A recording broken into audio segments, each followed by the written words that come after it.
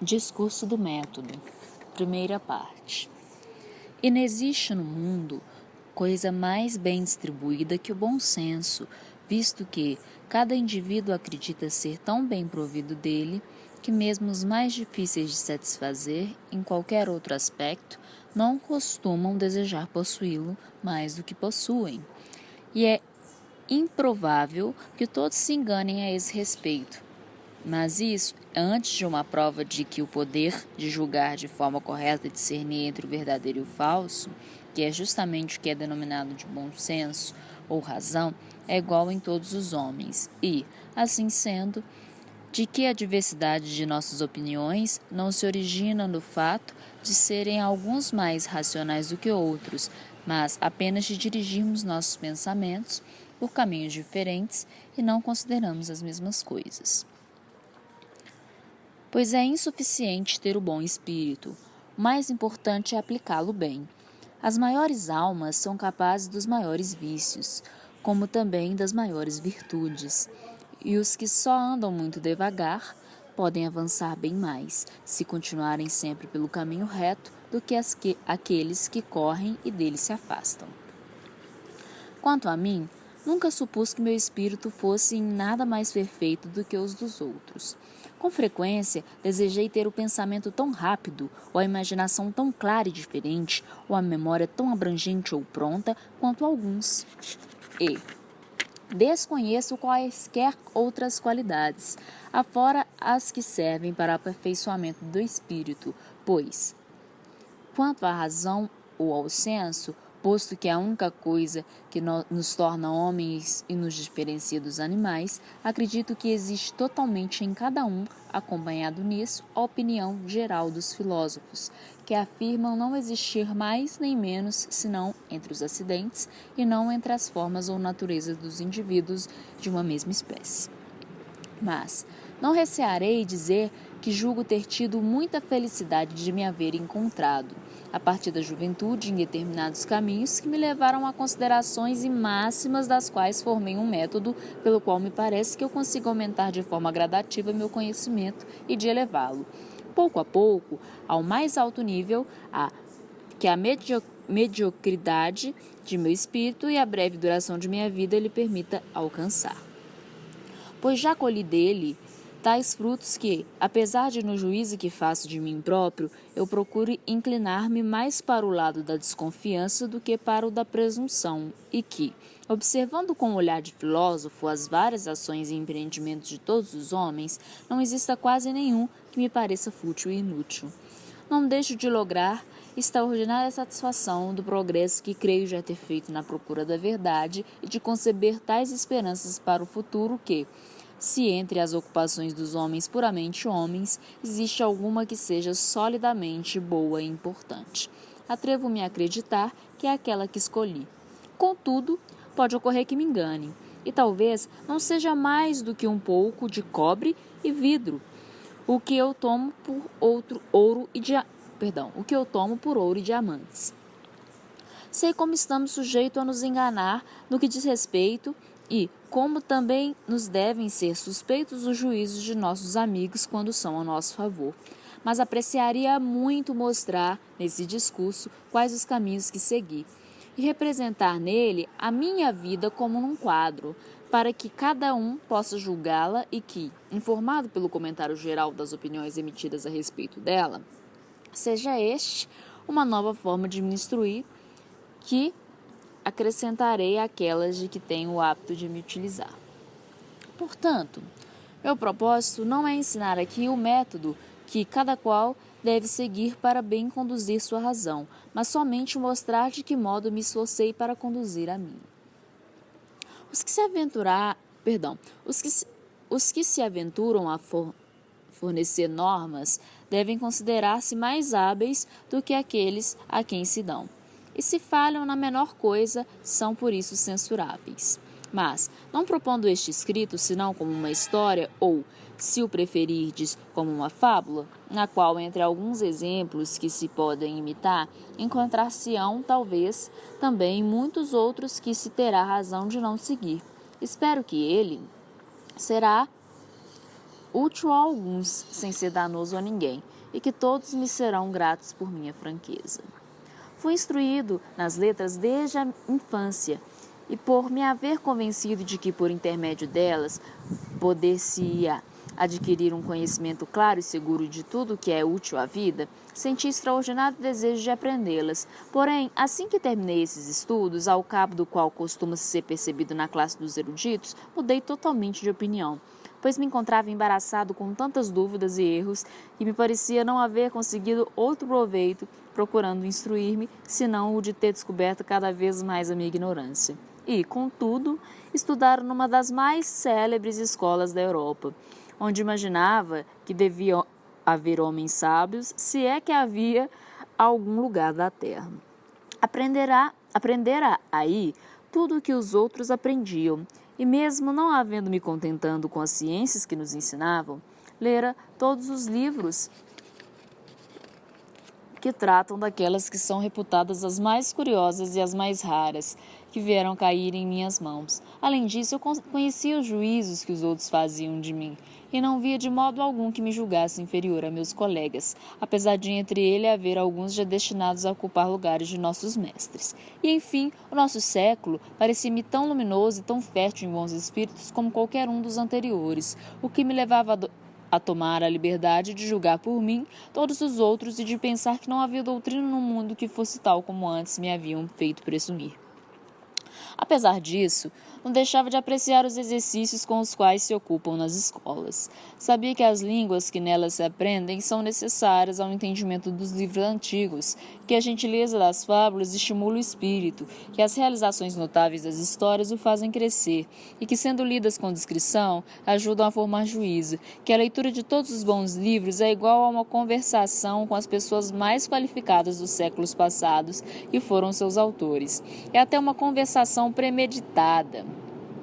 na qual eles nos revelam apenas seus melhores pensamentos, que a eloquência possui forças e belezas incomparáveis, que a poesia tem delicadezas e ternuras deveras encantadoras, que as matemáticas têm invenções bastante sutis e que podem servir muito, tanto para satisfazer os curiosos, quanto para facilitar todas as artes e reduzir o trabalho dos homens, que os escritos que tratam os costumes contêm muitos ensinamentos e muitos estímulos à virtude que são úteis, que a teologia ensina a ganhar o céu, que a filosofia ensina a admirar pelos que possuem menos erudição,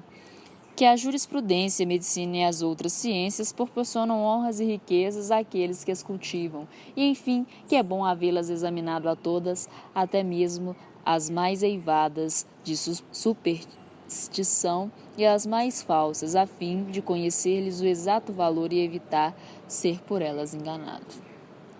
Mas eu julgava já ter gasto bastante tempo com as línguas e também com a leitura dos livros antigos,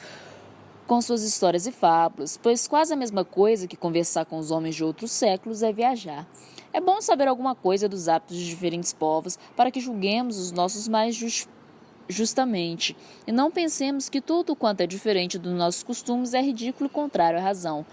como soem fazer os que nada viram. Contudo, quando gastamos excessivo tempo em viajar, acabamos tornando-nos estrangeiros em nossa própria terra. E quando somos excessivamente curiosos das coisas que se realizaram nos séculos passados, ficamos geralmente muito ignorantes das que se realizam no presente. Ademais, as fábulas fazem imaginar como possíveis muitos acontecimentos que não são, e até mesmo as histórias mais verossímeis, se não mudam nem alteram o valor das coisas para torná-las mais dignas de serem lidas, ao menos deixam de apresentar quase sempre as circunstâncias mais baixas e menos insígnes,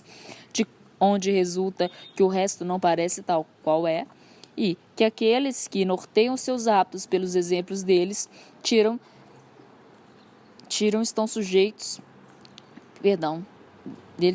estão sujeitos a cair nas extravagâncias dos heróis de nossos romances e a conceber propósitos que superam forças. Eu estimava muito a eloquência e estava apaixonado pela poesia, mas acreditava que um e outro fossem dons do espírito, mais do que frutos do estudo, aqueles cujo raciocínio é mais ativo e que melhor ordenam seus pensamentos com o intuito de torná-los claros e inteligíveis. Sempre podem convencer melhor os outros daquilo que propõem, mesmo que falem somente o baixo bretão e nunca hajam aprendido retórica. E E aqueles cujas invenções são mais agradáveis e que as sabem apresentar com o máximo de floreio e suavidade, não deixariam de ser os melhores poetas, mesmo que a arte poética lhes fosse desconhecida.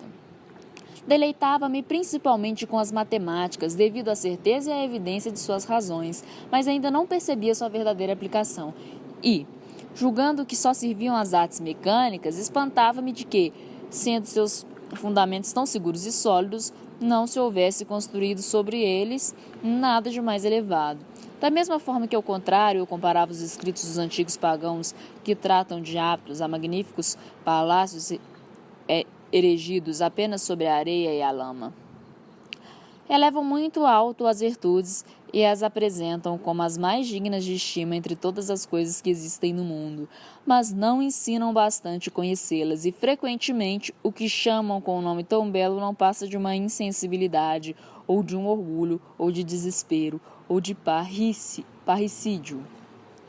Eu venerava a teologia e pretendia, como qualquer um, ganhar o céu, porém não tendo aprendido como algo muito certo que o seu caminho não está menos franqueado aos mais ignorantes do que aos mais sábios e que as verdades reveladas que para lá conduzem estão além de nossa ignorância, não me atrevia a submetê-las à debilidade de meus raciocínios e pensava que, para empreender sua análise e obter êxito, era preciso receber alguma extraordinária assistência do céu e ser mais do que homem. Nada direi a respeito da filosofia, exceto que, vendo que foi cultivada pelos mais elevados espíritos que viveram desde os séculos e que, apesar disso, nela ainda não se encontrava uma única coisa a respeito da qual não haja discussão e, consequentemente, que não seja duvidosa, eu não alimentava esperança alguma de acertar mais do que os outros e que, ao considerar quantas opiniões distintas defendidas por homens eruditos podem existir acerca do mesmo assunto, sem que possa haver mais de uma que seja verdadeira, achava quase como falso tudo quanto era apenas provável. A respeito das outras ciências, por tomarem seus princípios da filosofia, acreditava que nada de sólido se podia construir sobre alicerces tão pouco firmes, e nem a honra, nem o lucro que elas prometem eram suficientes para me exortar a aprendê-las, pois, graças a Deus, não me sentia de maneira alguma numa condição que me obrigasse a converter a ciência no ofício, para o alívio da minha fortuna. E se bem que não desprezasse a glória como um cínico fazia, contudo, muito pouca questão daquela que eu só podia esperar obter com falsos títulos. Por fim, no que diz respeito às más doutrinas, julgava já conhecer suficientemente o que valiam para não mais correr o risco de ser enganado, nem pelas promessas de um alquimista, nem pelas predileções de um astrólogo, nem pelas imposturas de um mágico, nem pelas artimanhas ou arrogâncias dos que manifestam saber mais do que realmente sabem. Aqui está, porque apenas a idade me possibilitou sair da submissão aos meus preceptores. Abandonei totalmente o estudo das letras e, decidindo-me a não procurar outra ciência além daquela que poderia encontrar em mim mesmo, então, no grande livro do mundo, aproveitei o resto da minha juventude para viajar, para ver cortes e exércitos, para frequentar pessoas de diferentes humores e condições, para fazer variadas experiências, para pôr a mim mesmo à prova nos encontros que o destino propunha e, por toda parte, para refletir a respeito das coisas que se me apresentavam, a fim de que eu pudesse tirar algum proveito delas, pois acreditava poder encontrar muito mais de verdade nos raciocínios que cada um forma no que se refere aos negócios que lhe interessam e cujo desfecho se julgou mal. Deve penalizá-lo logo em seguida, do que naquele homem que, de letras, forma em seu gabinete a respeito de especulações que não produzem efeito algum e que não lhe acarretam outra consequência, salvo, talvez, a hipótese a lhe proporcionarem tanto mais vaidade quanto mais afastadas do senso comum, por causa do outro tanto de espírito e artimanha que necessitou empregar no esforço de torná-las prováveis. E eu sempre tive um enorme desejo de aprender a diferenciar o verdadeiro do falso, para ver claramente minhas ações e caminhar com segurança nesta vida. A verdade é que, ao limitar-me a observar os costumes dos outros homens, pouco encontrava que me satisfazesse, pois percebia neles quase tanta diversidade como a que notara anteriormente entre as opiniões dos filósofos. De forma que o maior proveito que daí tirei foi que, vendo uma quantidade de coisas que, apesar de nos parecerem muito extravagantes e ridículas, são comumente recebidas e aprovadas por outros grandes povos, aprendi a não acreditar com demasiada convicção em nada do que me havia sido inculcado só pelo exemplo e pelo hábito, e dessa maneira, pouco a pouco, livrei-me de muitos enganosos que ofuscam a nossa razão e nos tornam menos capazes de ouvir a razão. Porém, após dedicar-me por alguns anos em estudar assim, no livro do mundo, em procurar adquirir alguma experiência, tomei a decisão de estudar também a mim próprio e de empregar todas as forças do meu espírito na escolha dos caminhos que iria seguir. Isso, ao meu ver, trouxe muito mais resultado do que se nunca tivesse me distanciado do meu país e de meus livros.